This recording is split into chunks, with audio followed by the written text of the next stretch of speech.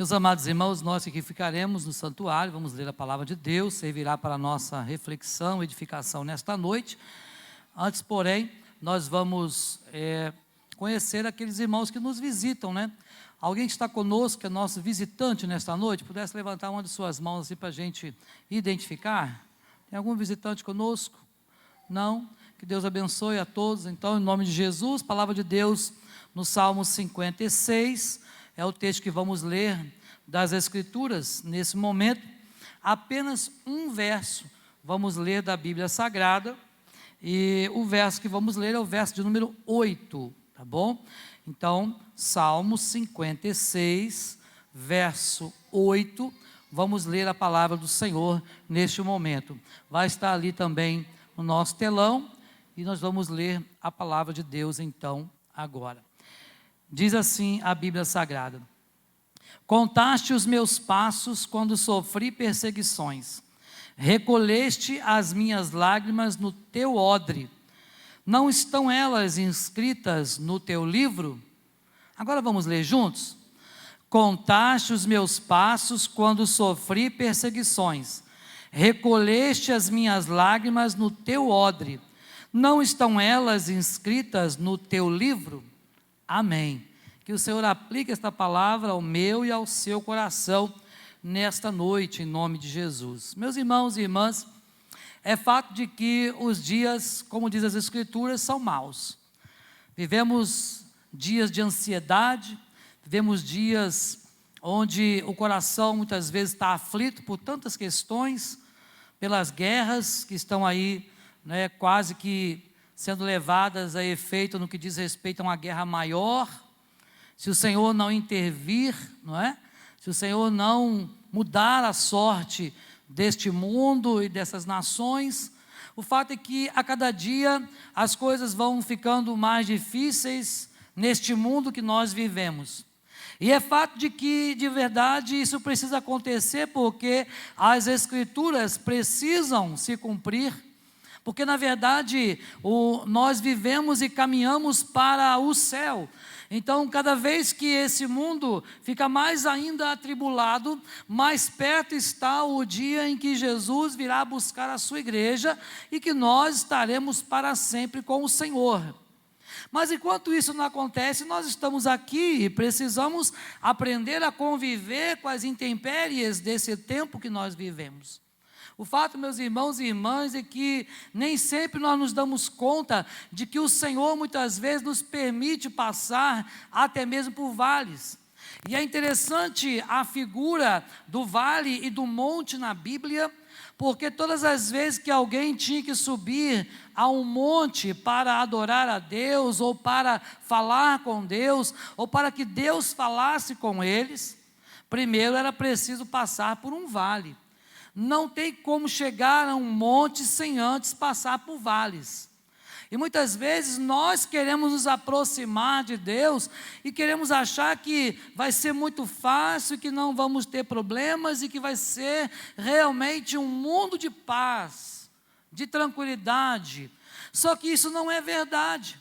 É claro que paz nós temos sim, porque a paz que nós temos é uma paz interior, produzida pelo Espírito Santo, dentro do nosso coração. Mas, neste momento, olhando para o monte, nós sabemos que apesar do nosso foco estar em Deus, nós precisamos passar pelo vale. E muitas vezes, quando passamos pelo vale, nos vales é que estão os problemas.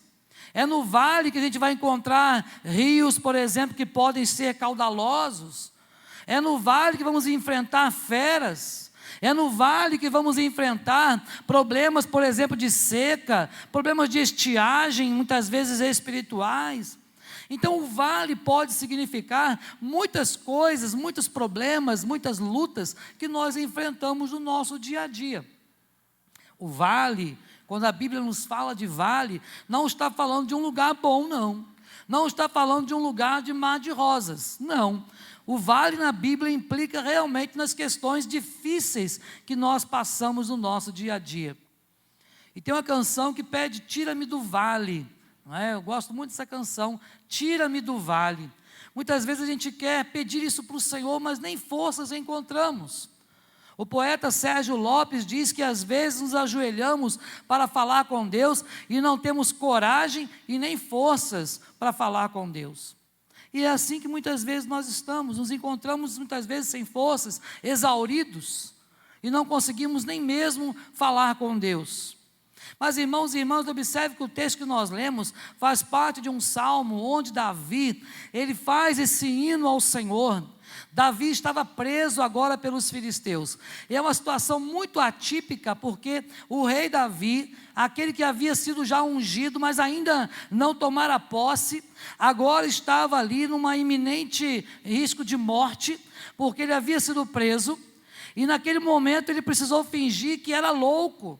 Ele começou a babar, ele começou a cuspir, ele começou a se esfregar nas paredes, fingindo que era louco para não morrer.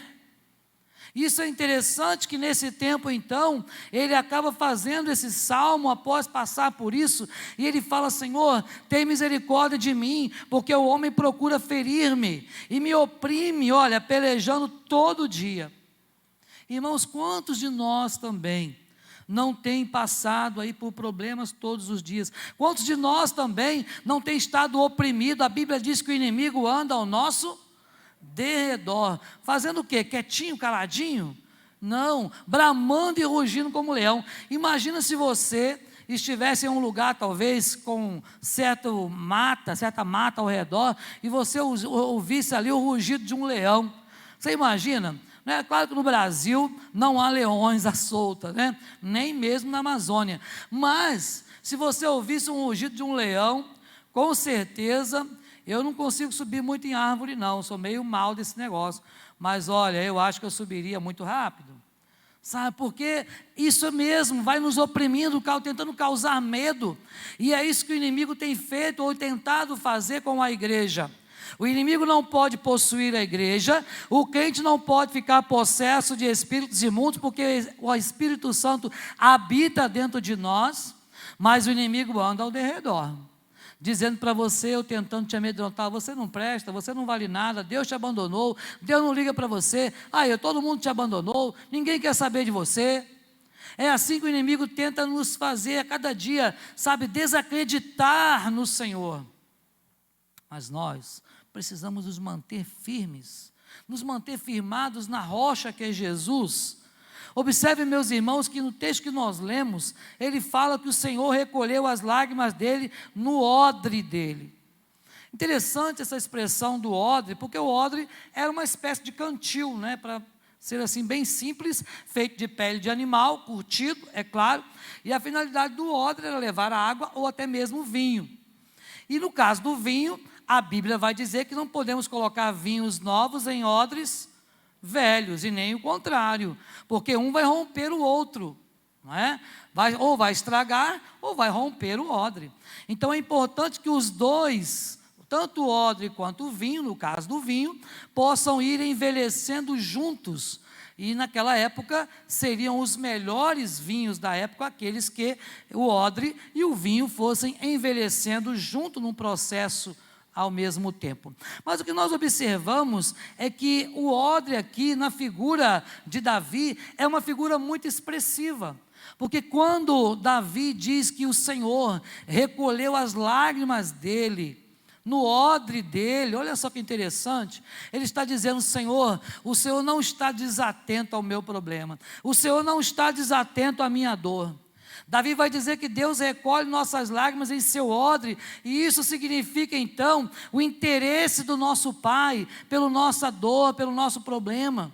Isso implica no interesse de Deus pelo que você está passando. Deus não está no lugar apenas lá no céu observando. Deus não é um ser inanimado que simplesmente criou e abandonou a sua criação. Não, pelo contrário, Ele rege e sustenta todas as coisas. Então Davi escreve esse salmo num momento aflitivo da sua vida, fugindo de Saul, indo para Gate, e lá foi descoberto e preso, e então ele finge de louco. Ele finge de louco porque a situação era difícil. Se você ler 1 Samuel 21, 10 a 13, vai dizer assim, olha: engravatava os postigos das portas e deixava correr saliva pela barba. Olha o que Davi fazia. para que ele não fosse levado a Saul, para que ele pudesse escapar da prisão, para que ele pudesse escapar da morte. Meus irmãos, quantas vezes, as situações que nós enfrentamos requer de nós, atitudes mais severas, atitudes que talvez alguém diria assim, mas que atitude vexatória. Mas a Bíblia diz que até os loucos não errarão caminho. Então é importante nós observarmos que quando Davi, ele escreve esse salmo, ele está apelando para o cuidado de Deus na sua vida, apelando para que Deus visse a sua situação e o protegesse dos seus inimigos. Meus irmãos e irmãs, Deus sempre vê a nossa tribulação, Deus sempre vê a nossa vida, mesmo no oculto. Mesmo lá no recôndito do seu quarto, onde Jesus mandou você entrar, fechar a porta, orar ao teu Pai que está em secreto, porque Ele iria ouvir e te abençoar. Então Deus, em todo o tempo, Ele tem feito isso, Ele tem nos abençoado, Ele tem olhado para nós com o seu olhar misericordioso. Mas é importante nós nos lembrarmos que as nossas lágrimas, elas estão sim no odre de Deus. Isso é muito maravilhoso. Isso quer dizer o cuidado do Senhor. Sabe, o cuidado do Senhor. Vamos observar aqui agora várias situações onde o Senhor viu as lágrimas do seu povo, onde o Senhor ouviu as orações do seu povo, onde o Senhor abençoou o seu povo. E é sobre justamente essas lágrimas no odre de Deus que nós podemos retirar aqui algumas lições preciosas para a nossa vida nesta noite. Nossas lágrimas no odre de Deus. É isso que eu quero falar com você nesta noite, meu irmão, minha irmã. Será que as suas lágrimas têm estado no odre de Deus? Será que você tem se sentido acolhido, acolhida por Deus? Será que naqueles momentos de aflições, você tem sentido que Deus está ali com você? Ou você às vezes dá ouvidos ao que o inimigo tem falado, Deus não está nem aí. Deus está ocupado com outras pessoas, sabe? Eu quero me lembrar daquele homem chamado Jairo, chefe de uma sinagoga. Você se lembra disso? Chefe de uma sinagoga. A filha estava doente, uma doença para a morte, e ele manda chamar Jesus, ele vai lá atrás de Jesus, e ele implora, olha minha filha, vem, vamos comigo, porque minha filha está mal, e eu preciso da sua ajuda, eu não entendo muito não, desse negócio de religião não, do Senhor, mas eu quero que o Senhor vá lá, porque eu sei que o Senhor pode fazer alguma coisa. E Jesus vai, mas enquanto Jesus vai, ele tem que atender outras pessoas. Eu imagino que no coração daquele pai aflito, ele devia estar pensando assim, poxa vida, eu o chamo e eu estou tentando quase puxá-lo aqui, mas ele ainda vai se ocupar com outros problemas, porque cada um de nós acha que o nosso problema é prioridade, não é verdade? Nós temos essa coisa conosco, de achar que o nosso problema, ele tem que ser prioridade.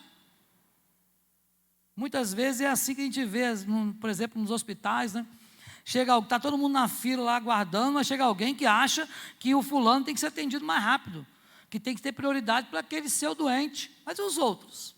É claro que existe toda uma regra, de cuidado em tal nos hospitais, aquela questão de escalas lá de prioridades, mas nós muitas vezes achamos que nós é que temos que ter prioridade, sabe? E aí, aquele homem Jairo recebeu a notícia, olha, não precisa mais incomodar não o mestre, porque a sua filha está morta. Imagina no coração daquele homem, poxa vida, eu chamei Jesus e agora? E Jesus fala para ele, olha, não temas, olha a expressão de Jesus, não temas, crê somente. Meus irmãos e irmãs, somos chamados hoje também a não temer, a crer somente. Somos chamados hoje a realmente entender que as nossas lágrimas estão no odre de Deus. Deus tem colhido as nossas lágrimas, sabe? O Espírito Santo colhe mesmo, mas colhe não de maneira literal, não é? Claro, mas o Senhor tem cuidado do nosso coração, da nossa mente o tempo todo. O Senhor não se esqueceu daquilo que nós estamos passando. E a primeira coisa, a primeira lição que eu quero tirar para nós, em podermos observar que as nossas lágrimas estão no odre de Deus, é que Deus sabe que nós sofremos. Deus sabe que nós sofremos. E sofremos mesmo.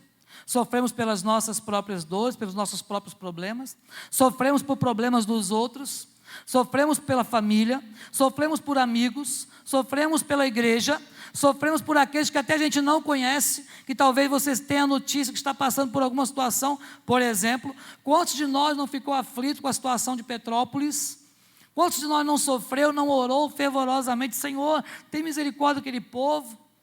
Antes de Petrópolis havia acontecido na Bahia, não é? Desastre, catástrofe. E quantos de nós não também oramos, buscamos ao Senhor, sofremos? Deus sabe. E se Ele recolhe as lágrimas é porque vê o nosso choro. A ideia do texto é que o Davi sabia que Deus estava vendo o seu lamento, que Deus estava vendo o seu choro. Observe, irmãos, como viu o Senhor o choro de Agar. Você se lembra de Agar? Agar chorava pelo seu filho porque temia pela morte do seu filho. Mas Deus recolheu as suas lágrimas e confortou aquela mãe aflita, dizendo assim: olha, não se preocupe, porque eu vou fazer do seu filho também uma grande nação. Então precisamos observar que de fato e de verdade, Deus, Ele olha para nós, Ele olha e sabe que nós sofremos. Está lá em Gênesis capítulo 21. Igualmente, você se lembra do rei Ezequias?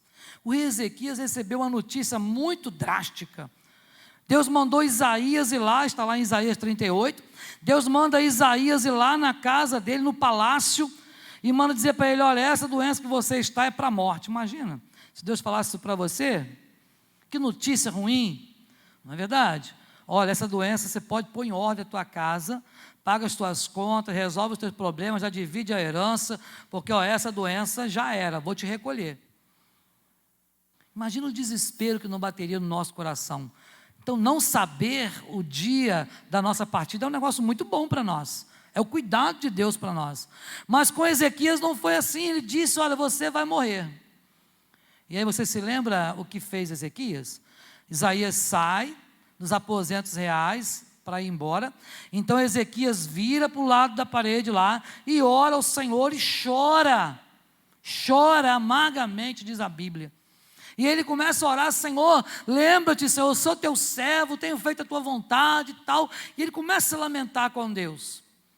E aí Deus, diz a Bíblia, lá em Isaías, que antes que Isaías saísse lá do portão do palácio, Deus manda Isaías voltar e diz para Isaías: vai lá, fala para ele, que eu ouvi a oração dele e que eu vi o quê? As lágrimas dele. Olha só, Deus vê a nossa lágrima, irmão, olha que interessante. É o cuidado de Deus conosco, porque Ele sabe que nós sofremos. Isaías 38, 5, ouvi a tua oração e vi as tuas lágrimas. Deus sabia também do sofrimento de Jó, não sabia? Claro que sim. O inimigo foi até Deus, o diabo foi lá, foi falar com Deus, foi discutir com Deus: olha, mas Jó, ele está assim porque ele não tem nada, está tudo bem, família bem, dinheiro no bolso, conta bancária está gorda, está tudo certinho, o gado está no pasto, por isso que está tudo bem. Agora deixa eu tocar nele lá para ver se ele não vai te blasfemar também. E Deus permite.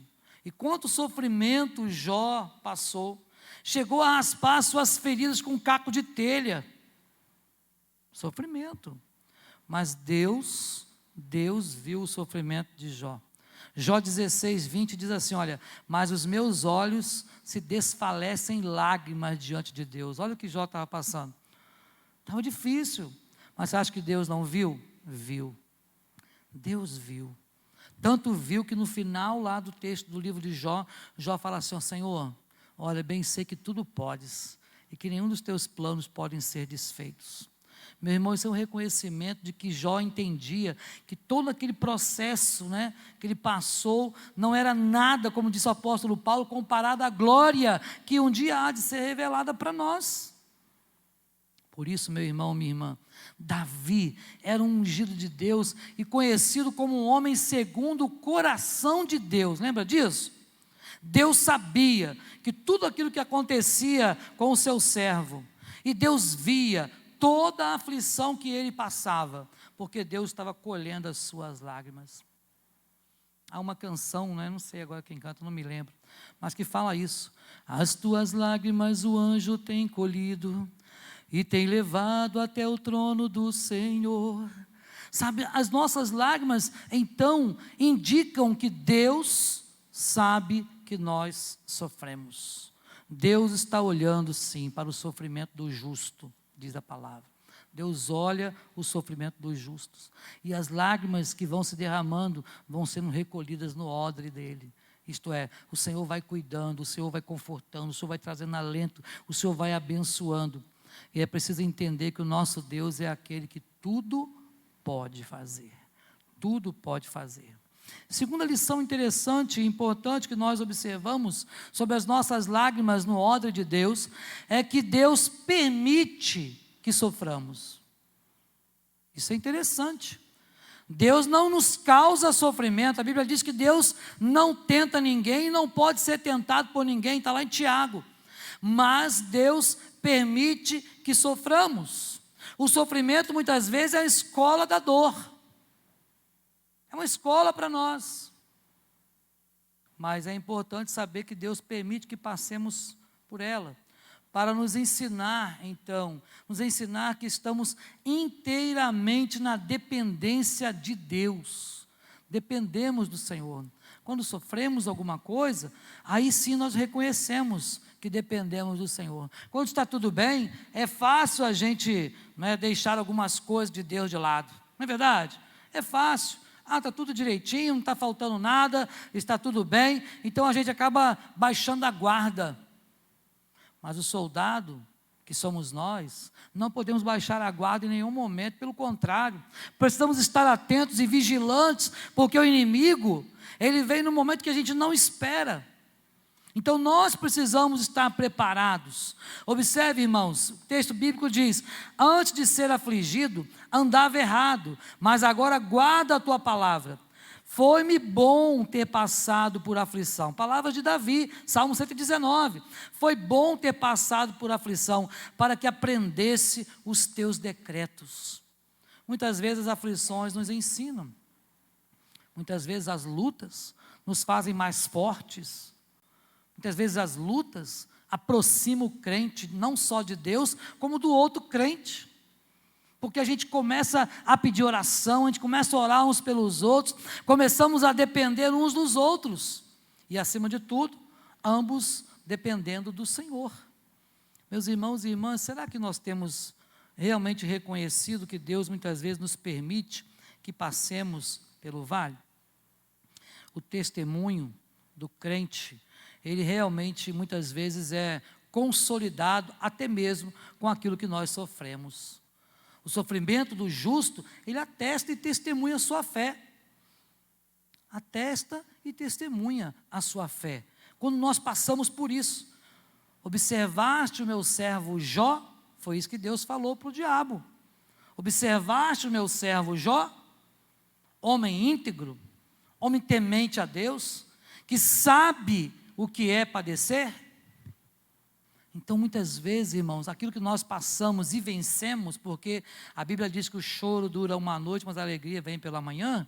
É claro que não amanhã literal, mas a alegria do Senhor é a nossa força de verdade. Então, quando nós passamos pelas nossas lutas, nós sabemos sim, de que tudo isso vai render glórias ao Senhor. E o testemunho virá.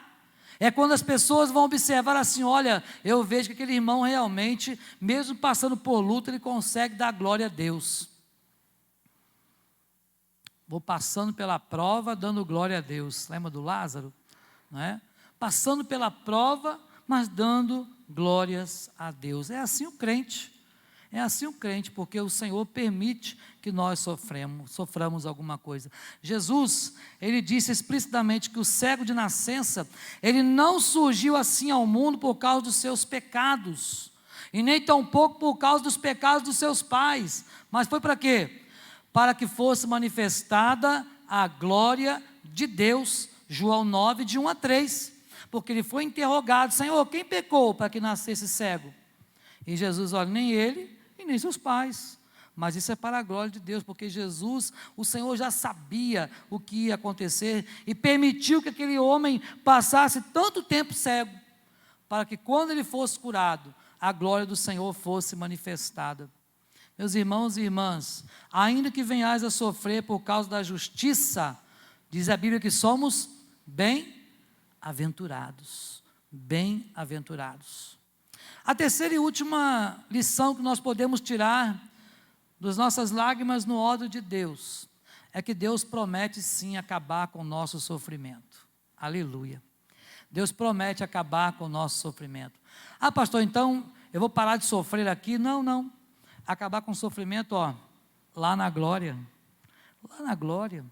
Sabe, aqui vai padecer, Deus vai abençoar, Deus vai te fortalecer para passar as provas, Deus vai a cada dia, né, te dando graça em abundância, para que você possa suportar, mas um dia, estaremos lá, e lá não haverá choro, não haverá ranger de dentes, para nós não, para os outros que não foram escolhidos sim, mas para nós haverá a graça de Deus, a presença de Deus, a glória de Deus, que um dia há de ser revelada para nós lá no céu, a glória total, a glória plena do Senhor. Então, por que Deus recolhe as nossas lágrimas em seu ódio? Por quê?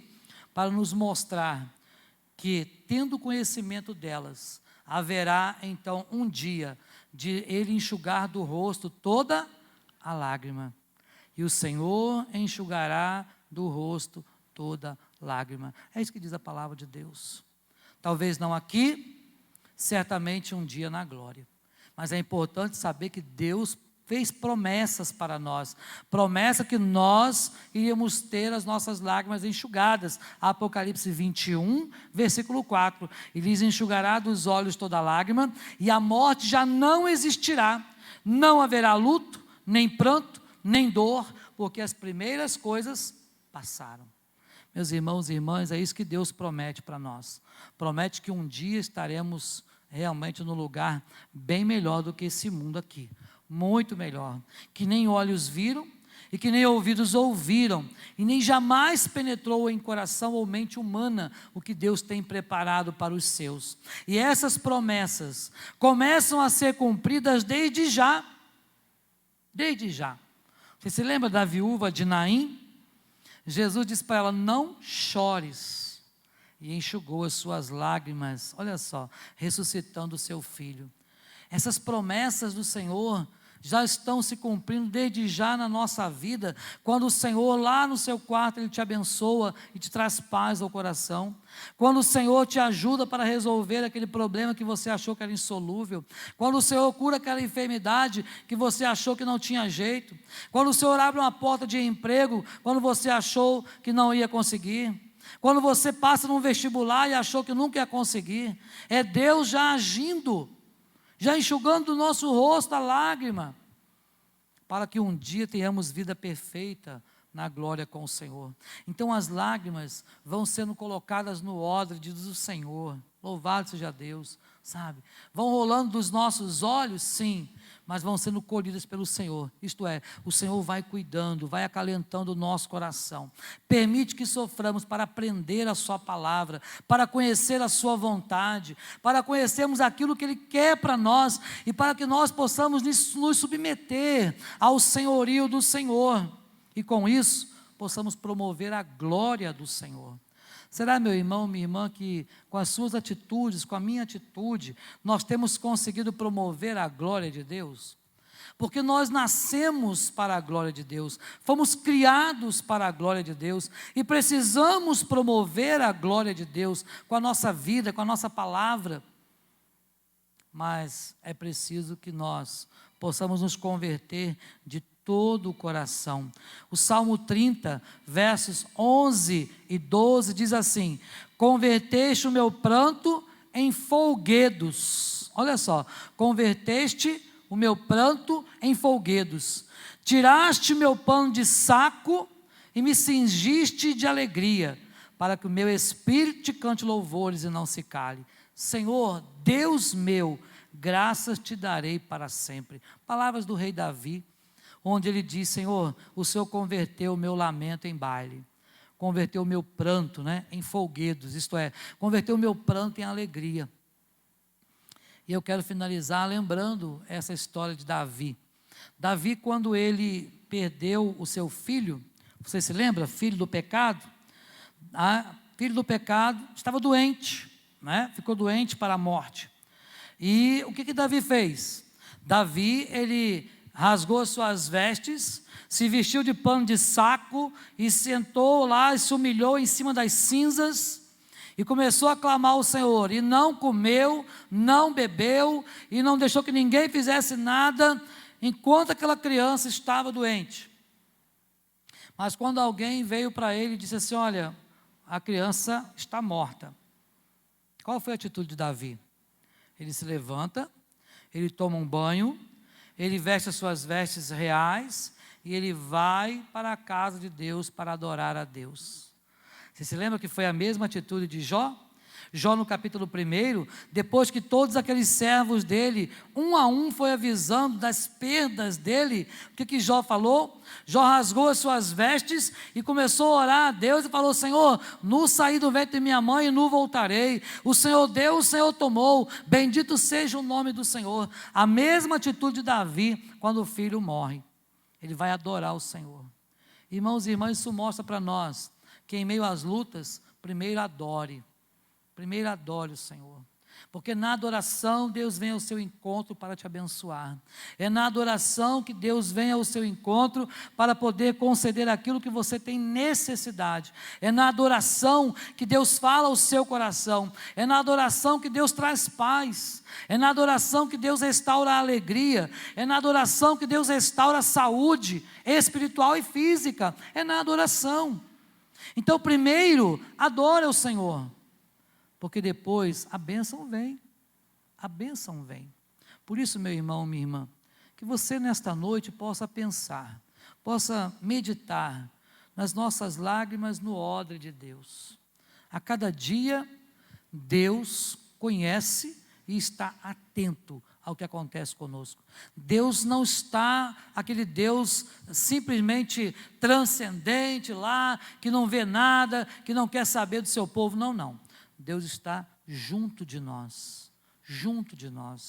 Diz a palavra de Deus que Ele é o Emanuel, não é isso? O que quer dizer Emanuel?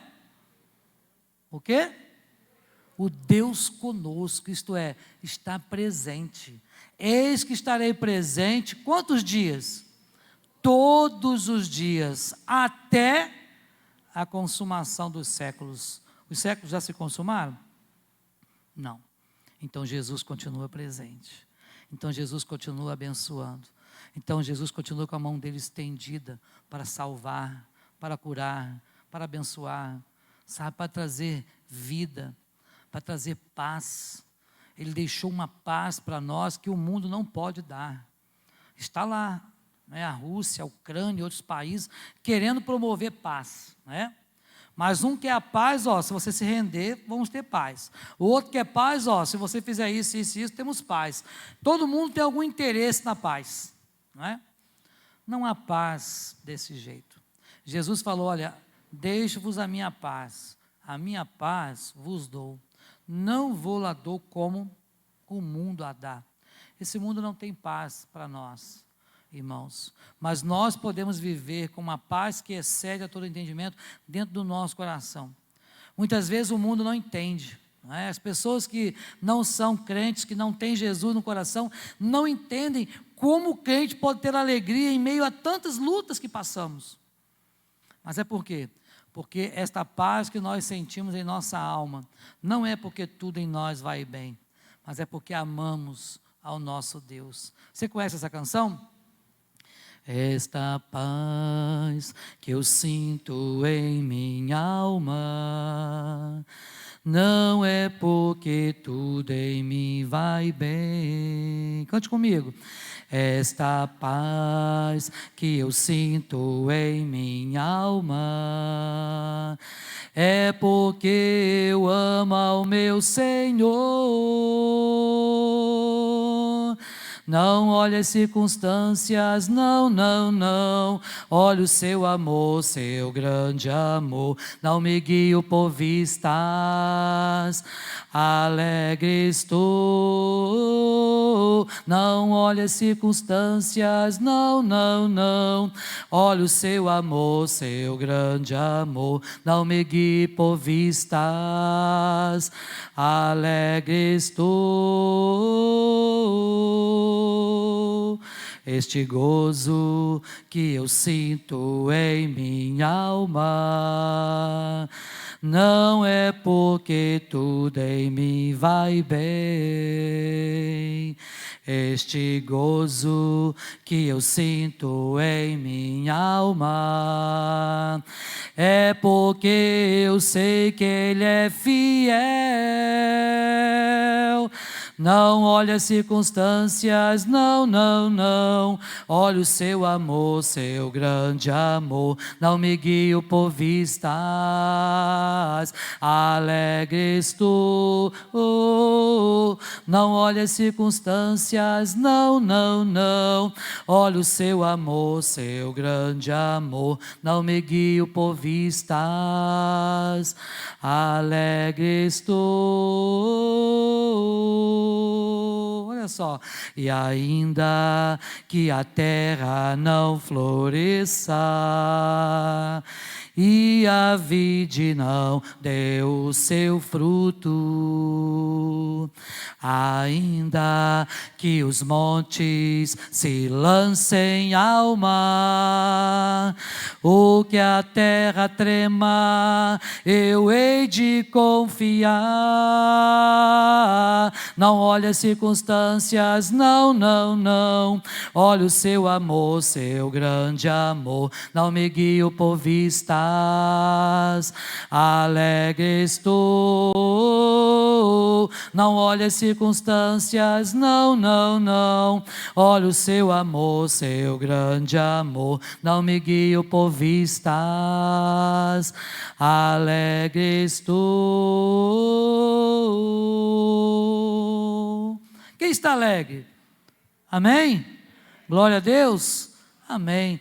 As lágrimas Deus colhe. Então alegre no seu coração no Senhor. Exulte no Deus da sua salvação. Abacuque disse que Ele fará os teus pés como os da corça e te fará andar sobre os lugares altos. Então é assim que Deus faz. Deus não te chamou para ser pisado. Deus não te chamou para ser cauda. Tá certo?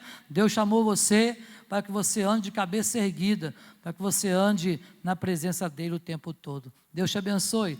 Deus nos abençoe. Em nome de Jesus, para viver assim, sabendo que o Senhor cuida de nós. Amém?